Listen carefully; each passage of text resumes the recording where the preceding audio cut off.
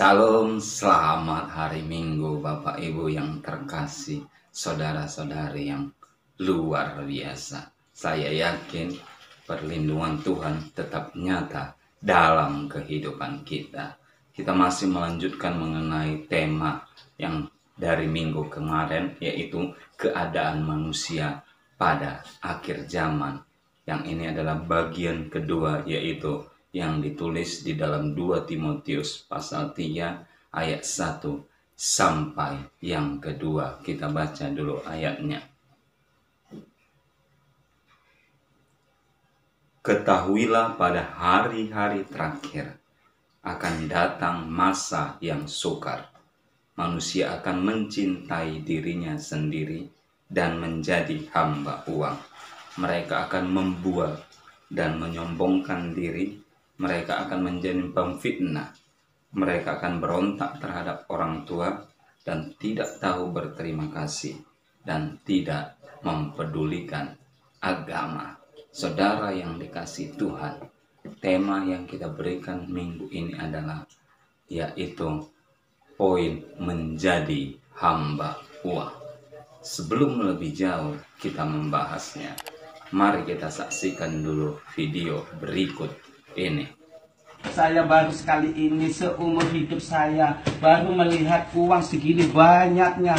Semua ini atas karuniamu dan rezekimu, atas titipanmu ya Allah. Di dalam bahasa Yunani, menjadi hamba uang adalah dari kata pilogroi yang artinya adalah mencintai uang. Jadi mencintai uang. Tema yang akan saya berikan adalah cinta uang jangan, cari uang silakan, malah kalau bisa cari uang sebanyak-banyaknya. Saudara yang dikasihi Tuhan, di akhir zaman, di masa-masa artinya yang semakin sukar ini, orang akan mencintai uang. Uang bagi mereka adalah segala-galanya. Mereka selalu berusaha memiliki banyak uang. Segala upaya mereka lakukan supaya mendapat uang. Kita harus memahami, uang memang adalah penting, tetapi kita harus sadar, bukan uang segala-galanya. Memang kita butuh uang untuk membeli berbagai hal dalam hidup kita, tapi jangan jadikan uang menjadi tuan dalam hidup kita. Jangan jadikan uang yang mengendalikan hidup kita. Uang harus kita atur. Uang harus kita kendalikan. Kita yang harus menjadi tuan atas uang tersebut. Kalau tidak, maka kita akan diperbudak uang. Kita akan menjadi hamba uang. Uang yang mengatur kita. Memang uang benda mati. Memang uang tidak bisa artinya melakukan apapun. Tetapi karena orang seperti disihir dengan uang, mereka lupa segala-galanya. Mereka melakukan apapun. Dan banyak orang juga berpikir kalau dia punya uang, dia akan bahagia. Benarkah demikian? Tidak menjamin. Buktinya banyak orang-orang kaya, banyak rumah tangga yang artinya banyak uang. Akhirnya kehidupan rumah tangganya tidak harmonis.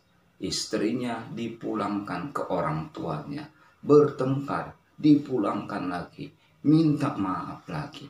Padahal mereka tidak kekurangan uang. Uang bertaburan, uang mereka banyak, tetapi tidak ada keharmonisan, tidak ada kebahagiaan. Ada juga yang bilang uang akan membuat kenyamanan, membuat hidup menjadi nyaman. Satu sisi ada benarnya, tetapi uang bukan segala-galanya membuat keamanan. Kita lihat orang-orang kaya, orang-orang yang banyak duit, mereka sampai membayar para security, satpam, untuk menjaga rumah mereka supaya terhindar dari hal-hal yang mereka tidak inginkan, supaya rumah mereka aman. Jadi Mana mungkin lagi uang membuat mereka aman. Hanya Tuhanlah yang membuat aman. Hanya Tuhanlah yang membuat hati kita tenang. Itu sebabnya ada firman Tuhan berkata, hanya dekat Allah saja hati kita tenang. Karena daripadanya lah keselamatan kita. Baik keselamatan jiwa, baik keselamatan rohani, maupun keselamatan secara fisik kita. Jadi uang tidak jaminan membuat kita aman. Dan juga ada yang mengatakan, kalau aku punya uang, maka orang akan menghargai aku. Tidak demikian sebenarnya. Belum itu jaminannya. Ada banyak orang punya banyak uang, tetapi orang lain tidak respect, tidak hormat, tidak menaruh simpati kepada mereka. Kenapa? Karena mereka tahu walaupun dia banyak uang, dia tidak artinya berbuat kebaikan. Dia artinya pelit, kikir. Dia artinya tidak melihat sesamanya, tidak mengasihi sesamanya. Bahkan orang-orang yang bersama dia, orang-orang yang di dekat dia, tidak dia pedulikan. Dia hanya kaya untuk dirinya sendiri. Ada pepatah yang mengatakan, aku tidak peduli seberapa kaya atau seberapa banyak uangmu, tetapi aku peduli ketika engkau artinya memperhatikan sesama. Jadi uang bisa menjadi hal yang baik, sekaligus juga bisa menjadi hal yang buruk. Bahkan Alkitab mencatat bahwa akar segala kejahatan adalah cinta akan uang. Bayangkan saudara, dikatakan akar. Memang tidak kelihatan. Tidak ada yang tahu namanya akar. Akar kan biasanya di bawah tanah. Tetapi kita tahu akar itu yang menyerap segala, yaitu bahan makanan ke dalam sebuah pohon. Demikian juga kalau orang sudah cinta uang, maka uang itu yang menyerap, mengambil sifat-sifat, membawa ke dalam diri kita. Sehingga orang yang cinta uang menjadi egois, menjadi mementingkan diri sendiri, menjadi artinya tidak peduli lagi, melakukan hal-hal yang tidak benar. Buahnya tentu akan seperti tadi, membuat hal-hal kejahatan, membuat tindakan-tindakan yang tidak terpuji. Jadi ini yang diingatkan Rasul Paulus, bahwa pada akhir zaman orang akan menjadi hamba uang. Tidak salah kita artinya memiliki uang. Tidak salah kita artinya punya uang banyak. Tetapi jangan sampai kita menjadi hamba uang. Kita tidak boleh cinta uang. Tidak boleh jadi hamba uang. Tetapi kita boleh cari uang sebanyak-banyaknya. Tentu tujuannya untuk hal yang mulia. Yang penting kita ingat adalah uang tidak memang bisa membeli obat, tetapi uang tidak bisa membeli kesehatan. Ada yang saya kenal, orang kaya, orang banyak duit, tapi setiap hari dia mengkonsumsi obat. Semahal-mahalnya obat dia bisa beli. Bahkan dia pergi berobat ke luar negeri supaya penyakitnya sembuh. Tetapi dia sampai sekarang belum sembuh-sembuh. Semuanya bisa, obat jenis apapun dia beli.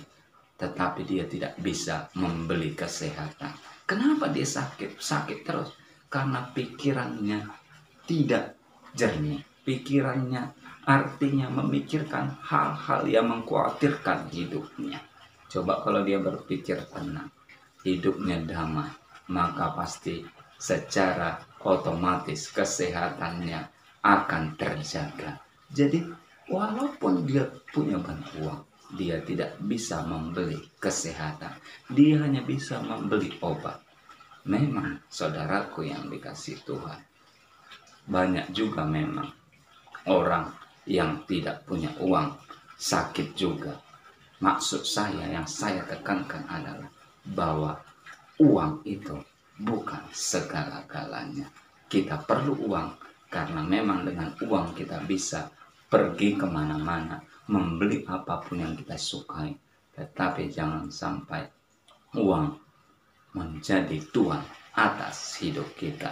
Dengan uang pun kita mungkin bisa membeli darah, tak kala kita memang perlu transfusi darah. Tetapi dengan uang kita tidak bisa membeli nyawa. Dengan uang mungkin kita bisa membeli berbagai jenis buku, baik itu buku motivasi, buku pencerahan, buku yang artinya membuat kita enak untuk dibaca. Tetapi kita tidak bisa membeli ilmu dengan uang, saudaraku. Dengan uang mungkin kita juga bisa artinya membeli pasangan hidup. Tapi yakinlah, kita tidak bisa membeli uang dengan cinta, saudaraku. Maaf, tidak bisa membeli cinta dengan uang. Memang orang sekarang ini bisa dengan uangnya, dia bisa membeli pasangan hidupnya. Entah itu dia sebagai laki-laki membeli berbagai jenis wanita, atau juga dia wanita, dia artinya membeli pria yang dia sukai. Boleh saja. Tapi dia hanya bisa mendapatkan tubuhnya, tidak mendapatkan hatinya, mendapatkan badannya, tidak mendapatkan cintanya, saudaraku. Itu sebabnya banyak sekarang rumah tangga hancur, karena dia pikirkan aku bisa membeli kau, mau berapapun hargamu. Jadi orang tidak lagi menghargai. Kan ini sungguh bahaya, ini sungguh mengerikan, saudaraku yang dikasihi Tuhan. Lalu bagaimana cara kita menyikapi mengenai uang ini, saudaraku? Kita harus pahami dulu bahwa memang uang bukan segala-galanya, tapi segala-galanya butuh uang. Yang kemudian adalah uang memang tidak dibawa mati. Tetapi kita tidak punya uang juga, hidup kita serasa mati. Bahkan sebagian orang akhirnya mati karena tidak punya uang. Dia bunuh diri bersama keluarganya. Pernah kan mungkin saudara dengar kisah satu keluarga menggantung diri. Pertama-tama kedua anaknya dia gantung, kemudian dia sendiri menggantungkan diri. Dan setelah diselidiki motifnya, karena tidak ada lagi uang untuk membeli kebutuhan, anaknya kelaparan, menangis terus-terusan, ibu ini tidak tahan lagi, akhirnya dia gantung anaknya, dan kemudian dia gantung dirinya sendiri. Jadi memang uang tidak dibawa mati, namun kita harus pahami bahwa tidak ada uang pun serasa mati. Begitu juga saudara, mungkin dalam percintaan, memang tak kala kita mencintai seseorang tidak perlu uang. Hidup menjadi indah tak kala kita mencintai seseorang. Tetapi perlu kita sadari, dengan kita punya banyak uang, yakinlah cinta pun akan menjadi indah. Jadi perlu saudara pahami, cinta uang jangan, tapi carilah uang sebanyak-banyaknya. Carilah uang sebanyak-banyaknya. Tentu supaya kita tidak jatuh dalam kejahatan. Jatuh dalam artinya dosa. Carilah uang dengan cara yang benar. Artinya dapatkan uang bukan dengan melakukan artinya tindakan-tindakan kriminal. Carilah dengan usaha semaksimal mungkin. Ya, saya yakin kalau kita berusaha sungguh-sungguh, Tuhan pasti memberkati usaha kita. Carilah uang dengan cara yang jujur juga. Jangan bohongi orang. Jangan dengan tindakan menipu orang. Oh iya, mari investasi. Sekarang lagi musim seperti ini, saudaraku. Kayo semua investasi. Nanti ada Anda mendapatkan, yaitu hasil berlipat kali ganda. Anda tinggal duduk saja, ongkang-ongkang kaki, tinggal artinya mengawasi saja, maka akan masuk ke rekening saudara sekian juta, bahkan akan berlipat-lipat. Anda akan menghasilkan banyak uang, bahkan penghasilan Anda tiap hari bertambah-tambah. Saudaraku, ini adalah pembohongan. Ini adalah kebohongan, saudaraku. Jadi ini adalah mencari uang dengan cara tidak jujur. Jangan kita lakukan demikian. Dan juga carilah uang dengan tidak menyalahgunakan kewenangan atau jabatan yang kita punya. Mungkin saudara punya pengaruh, punya jabatan. Hiduplah mencari uang dengan cara yang benar. Hiduplah mencari uang dengan cara-cara yang artinya tidak menyalahgunakan, yaitu jabatan yang saudara miliki. Yakinlah, berkat Tuhan pasti mengalir. Yakinlah, Tuhan pasti pelihara hidup saudara. Jangan ikuti gaya hidup teman-teman atau orang lain. Atau juga jangan membenarkan. Kan orang lain juga bisa kok menyalahgunakan jabatannya. Kita artinya anak-anak Tuhan. Hiduplah sesuai dengan firman Tuhan. Jadi jangan sekali-sekali menjadi hamba uang. Tapi carilah uang sebanyak-banyaknya. Seperti cara yang saya sebutkan tadi. Jadi saat ini saudara yang dikasihi Tuhan, biarlah uang kita yang atur, bukan uang yang mengatur kita. Biarlah kita yang menjadi tuan atas uang, bukan uang yang menjadi tuan atas hidup kita. Dan satu hal lagi, tak kalah kita terbukti tidak cinta uang, kita suka berkorban, kita suka memberi, bukan karena banyaknya yang kita beri, tapi kita tulus memberi karena kita tahu bahwa kita diberkati, kita diberikan ada uang. Itu sebenarnya juga untuk menolong orang lain yang tidak punya uang. Bukan seberapa banyak yang kita berikan, tetapi ketulusan kita. Jadi orang yang tidak cinta uang, pasti dia suka berkorban, suka memberi. Semoga ini menginspirasi. Jadi jangan pernah menjadi hamba uang. Jangan pernah mencinta uang, tetapi cari uang sebanyak-banyaknya untuk kemuliaan Tuhan. Tuhan Yesus memberkati.